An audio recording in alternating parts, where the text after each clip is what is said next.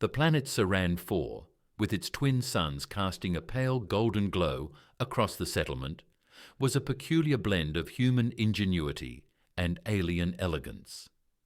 The humans had established their colony on one side of the tempered valley, while the Valerin, a race of shimmering, bioluminescent beings, occupied the other. The two civilizations had coexisted for nearly a decade, their collaboration marked more by cautious diplomacy than true friendship. Danne Calder, an engineer in his early 30s, was known for his knack for machines and his aversion to socializing. His quarters were more of a workshop than a living space, cluttered with half-assembled drones, tools scattered across the floor, and a faint smell of engine grease. On this particular evening, Danne had spent hours repairing a water purification unit and had collapsed onto his bed without bothering to cover himself properly. He was fast asleep when Arian, the Valan emissary, stepped into his room. An alien perspective. Arian moved with the graceful precision of her kind, her translucent web robe flowing like water around her bioluminescent skin. Her eyes, large and opalescent, adjusted quickly to the dim light in Danne's quarters. The Valan Council had tasked her with understanding human engineering practices, but she had decided to visit unannounced, curious about the enigmatic man who had so often been described as brilliant but odd. The room was a chaotic mess by Valan standards, and Arian's delicate senses were overwhelmed by the sharp tang of metal and oil. She stepped carefully over scattered tools, her gaze drawn to the slumbering human on the bed. And then she saw it. Her keen vision caught sight of an exposed part of his anatomy, something entirely unfamiliar to her species. Valerin did not possess internal reproductive organs. Their method of reproduction involved external biopods that required no physical intimacy. What lay before her was both shocking and fascinating. Her first instinct was to retreat, but curiosity held her in place. Her luminous skin pulsed faintly, a sign of heightened interest among her kind. She tilted her head, her opalescent eyes narrowing as she tried to understand the function of this strange human appendage. "Is this a tool?" she whispered aloud, her voice soft and melodic. Awkward awakening. The sound of her voice stirred Danne. His eyes fluttered open, and for a moment he stared groggily at the glowing figure standing by his bed. "What? Who?" Arian's glowing presence slowly registered. His voice was hoarse, thick with sleep. Then, as consciousness returned, he realized the situation. Oh, crap. In a flurry of motion, Danne grabbed a nearby blanket and covered himself, his face turning a shade of red so deep it rivaled the planet's scarlet sunsets. "What the hell are you doing in my room?" he demanded, his embarrassment sharpening his tone. Arian didn't flinch. Valerin were unaccustomed to human notions of modesty, and Danne's reaction only deepened her curiosity. "I was sent to observe your work," she replied calmly, her voice tinged with genuine curiosity. "But I was not prepared to observe this." Her gaze flicked downward, and Danne groaned, pulling the blanket tighter around himself. "Okay, first off, that's not something you just observe, Arian," he said, running a hand through his messy hair. "It's private. Humans don't just walk into each other's rooms without knocking, especially when someone's asleep." Her skin pulsed a soft lavender, an indication of apology. "I did not intend to cause offense. I was merely curious. Is it a tool?" Danne stared at her, dumbfounded. "A tool? No, it's not a tool. It's—" He trailed off, unsure how to explain human anatomy without making the situation even more awkward. "Look, it's part of my body. That's all you need to know." "But what is its purpose?" Arian pressed, her scientific curiosity overriding any sense of decorum. Danne sighed, pinching the bridge of his nose. "It's biological, reproductive. I don't think this is the kind of conversation we should be having right now." Cultural misunderstandings. Arian tilted her head, her glowing pattern shifting in a way Danne had come to recognize as her version of a frown. Reproductive? I do not understand. Valerin reproduce through external biopods. We have no need for physical integration. Well, humans are different, Danne muttered, still clutching the blanket like a lifeline. We, require a more hands-on approach. Aaron's curiosity deepened. Hands-on? You mean there's a physical process involved? Danne groaned. Can we? Please, not right now, Danne said, his tone exasperated. Her lavender glow brightened slightly, a sign of amusement. Your discomfort is intriguing. Do humans find discussions of reproduction embarrassing? Yes, Danne snapped, then softened his tone. I mean, it's not something we usually discuss with strangers, especially not while we're, you know. He gestured vaguely at himself. I see, Arian said thoughtfully, though her glowing skin suggested she found the situation more fascinating than offensive. I will respect your customs. However, I believe this topic warrants further exploration at a later time. Danne groaned again, muttering under his breath. Of course it does. An awkward truce. After a moment of awkward silence, Danne gestured toward the door. Look, it's late and I'm tired. Maybe we can talk tomorrow, about engineering, not anything else. Arian inclined her head in agreement. Very well. I apologize for the intrusion. As she turned to leave, her voice softened. Thank you for your patience, Danne. Your species continues to surprise me. Once the door slid shut behind her, Danne collapsed back onto his bed, pulling the blanket over his head. This planet is going to be the death of me, he muttered.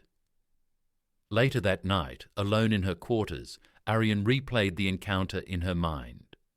Valerians prided themselves on their logical, analytical approach to the universe, but her interaction with Danne had stirred something unusual within her, a strange mix of curiosity and something she couldn't quite identify. She paced the room, her bioluminescent patterns shifting erratically as she tried to process her thoughts. Humans are peculiar, she murmured to herself, and yet there is something compelling about their complexity. For the first time in her life, Arian found herself eager to learn not just about human technology, but about the humans themselves. The next morning, the twin suns of Saran rose lazily over the settlement, casting long shadows across the valley. Danne was already at work in his workshop, a half-disassembled drone sprawled across the table in front of him. His fingers worked with mechanical precision, but his mind wandered back to the events of the previous night. He had interacted with Valans before, but Arian was a peculiar case. Her curiosity was relentless, her questions often crossing lines that humans typically avoided. He sighed, shaking his head as he tightened a bolt. The soft chime of the workshop door interrupted his thoughts. "Come in," he called, his voice laced with resignation. The door slid open to reveal Arian, her shimmering patterns glowing faintly in the morning light. She stepped inside with her usual grace, her luminous skin reflecting the workshop's harsh overhead lights. "Good morning, Danne," she said, her tone polite but carrying an undertone of excitement. Danne set down his wrench, eyeing her warily. "Let me guess, you've got more questions." "I do," she admitted, her opalescent eyes locking onto his. "But first, I wish to apologize for my intrusion last night. It was inconsiderate of me to enter your quarters without permission." Danne blinked, surprised. He hadn't expected an apology. Thanks, I guess. Just, maybe knock next time." Arian inclined her head, her glowing patterns shifting to a soft lavender hue. "I will respect your customs moving forward. However, I cannot ignore the questions I have about your species." Danne groaned inwardly. "Of course you can't." A delicate conversation. Arian took a step closer, her movements slow and deliberate. "Last night you mentioned that humans require physical interaction for reproduction. I find this concept intriguing. It suggests a level of intimacy that is foreign to Valance. Yeah, well, it's not exactly something we talk about casually, Danne said, rubbing the back of his neck. But why? Arian pressed, her glowing skin brightening slightly. If it is a natural part of your biology, why is it shrouded in secrecy? Danne paused, considering her question. I guess it's just personal. It's something people share with someone they trust, someone they care about. It's not just biology. It's emotional too. Arian's expression shifted, her head tilting as she processed his words. Emotional? You mean there is a deeper connection involved? Yeah, Danne said, leaning back against the workbench. It's not just about making babies. It's about love, I guess. Arian's patterns pulsed faintly, indicating her curiosity. Love. That is a concept I have heard humans speak of often, but it remains elusive to me. Valerians do not experience such emotions.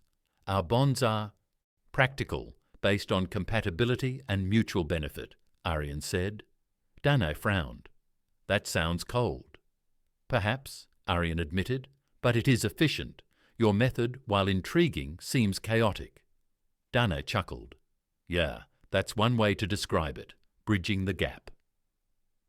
As the day wore on, their conversation shifted to more familiar territory, engineering. Arian was genuinely fascinated by human ingenuity, and Danne found himself enjoying her company despite her unrelenting curiosity. Why do you use such crude tools? She asked, gesturing to the array of wrenches and screwdrivers on the workbench. Crude? Danne echoed, mock-offended. These are classics. They get the job done. Arian's pattern shifted to a soft pink, a sign of amusement. Valerians use molecular manipulators. They are far more efficient. Yeah, well, not all of us have fancy alien tech, Danne replied with a smirk.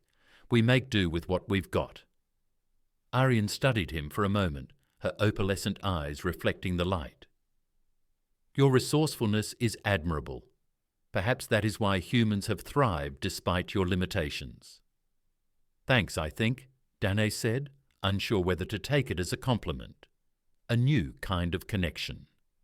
As the suns began to set, painting the workshop in hues of orange and gold, Arian stood to leave. Danne, she said, her voice soft, I appreciate your patience with my questions. You have given me much to consider. Any time, he replied, surprising himself with the sincerity in his tone. Arian hesitated at the door, her glowing pattern shifting to a pale blue. I believe there is more to your species than I initially understood. Perhaps there is more to you than you realize as well.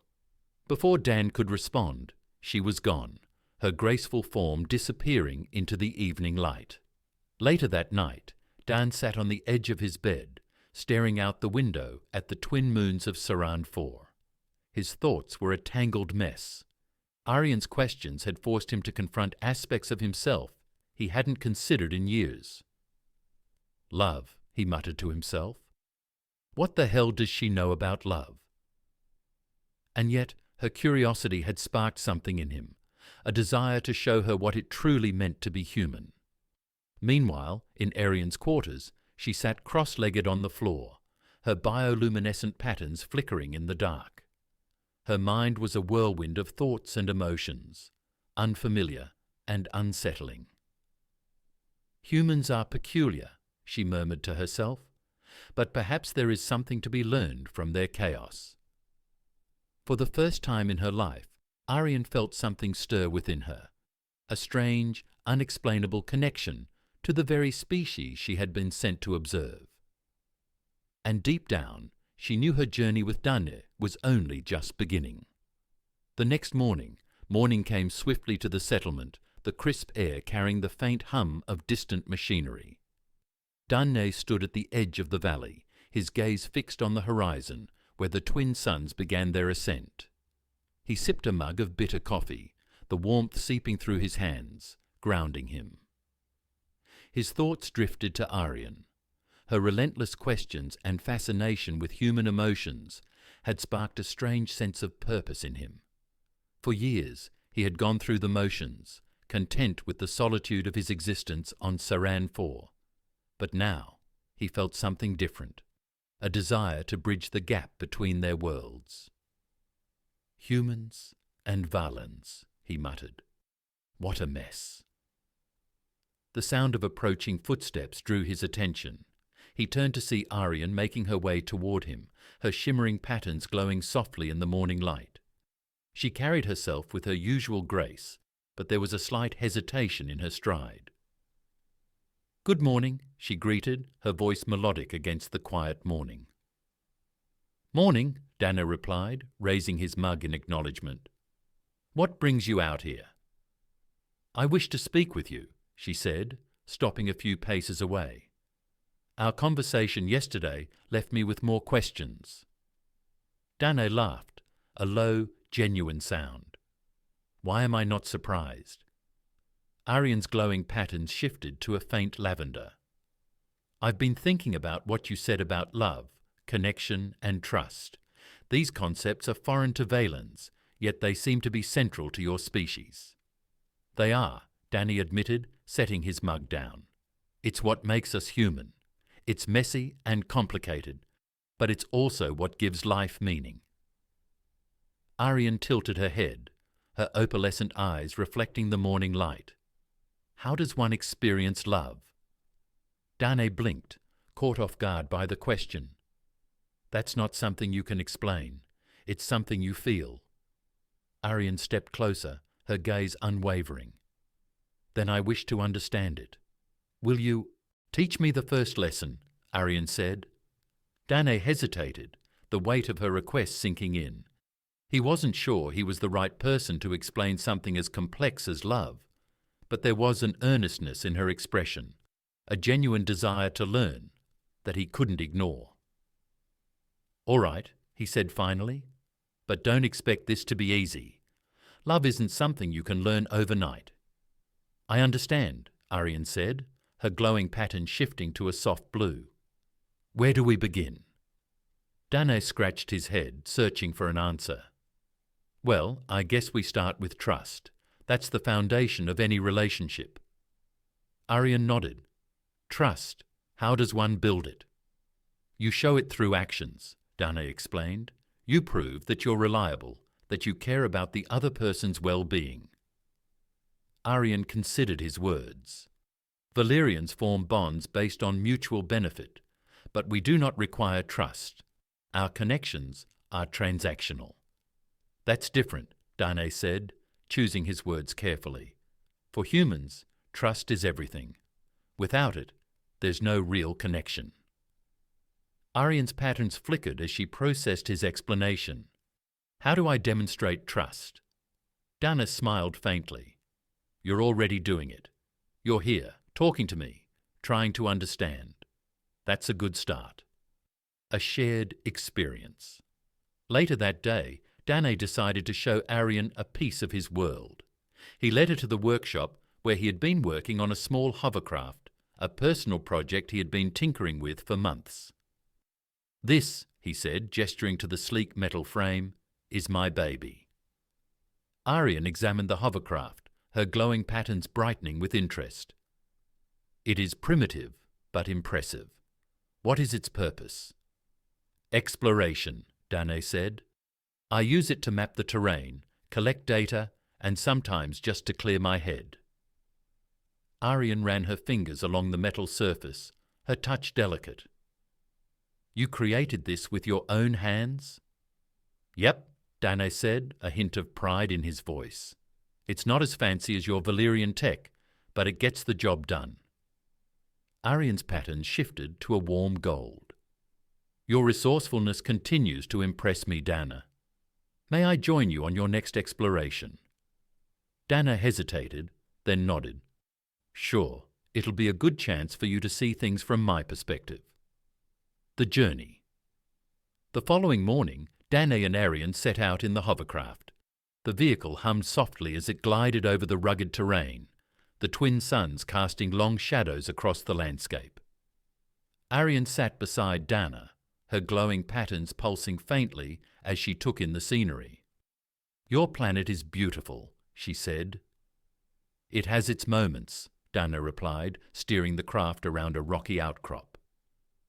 As they travelled, Danne pointed out various landmarks and shared stories of his time on Saran 4. Arian listened intently, her curiosity evident in the way her patterns shifted and pulsed. "Do you ever feel lonely?" she asked suddenly. Danne glanced at her, surprised by the question. "Sometimes," he admitted, "but I've learned to live with it. It's part of being human." Arian's patterns dimmed slightly. "Valerians do not experience loneliness. Our connections are purely functional." "That sounds empty," Danne said. "Perhaps," Arian said, her gaze distant, "but it is all we know." An unexpected moment. As the hovercraft crested a hill, they were met with a breathtaking view of a shimmering lake nestled in the valley below. The water reflected the twin suns, creating a dazzling display of light. "Wow," Danne said, pulling the craft to a stop. Arian stepped out, her bioluminescent patterns glowing brightly as she approached the edge of the lake. She knelt and ran her fingers through the water, her expression one of awe. "This is beautiful," she said softly. Danne joined her, standing a few feet away. "Yeah, it is." They stood in silence for a while, the only sounds the gentle lapping of the water and the hum of distant wildlife. "Danne," Arian said finally, her voice barely above a whisper. "Thank you for showing me this. It feels different from anything I've experienced before." Danne smiled faintly. "You're welcome." For the first time, he saw a flicker of something in her, an emotion he couldn't quite place.